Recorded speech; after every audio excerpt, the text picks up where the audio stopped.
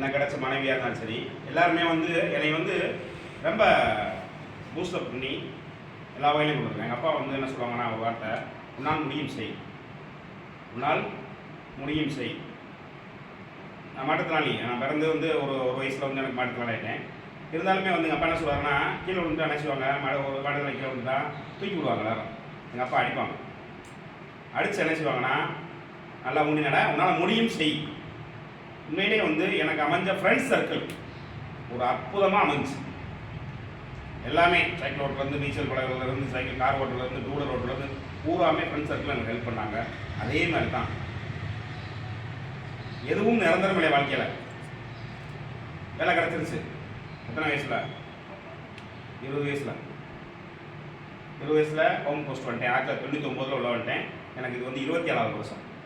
27 ஆண்டுகள் என்கிட்ட படித்த பிள்ளைகளோட பிள்ளை 10th முடிச்சு காலேஜ் போயிட்டேன். என்கிட்ட படித்த பிள்ளைங்களோட பிள்ளைங்க 10th முடிச்சு காலேஜ் இன்னும் இருக்கிறாங்க. இன்னும் பார்த்தா வணக்கம் சொல்லுவாங்க. நல்லா ஒரு சந்தோஷமாக எல்லாமே எலிமெண்ட்லேயும் வேலை பார்த்துட்டேன், ஹை ஸ்கூல்லையும் வேலை பார்த்துட்டேன், ஹையர் செகண்டரிலையும் வேலை பார்த்துட்டேன், மிடில் ஸ்கூல்லையும் வேலை பார்த்துட்டேன். போதும் அம்மாட்ட ரிலாக்ஸாக குட்டி பிளேட்டை வந்து உட்காந்துக்கிறோம்னு சந்தோஷமாக கொண்டு கொடுத்து எடுத்துக்கிட்டு ஜாலியாக இருப்போம்.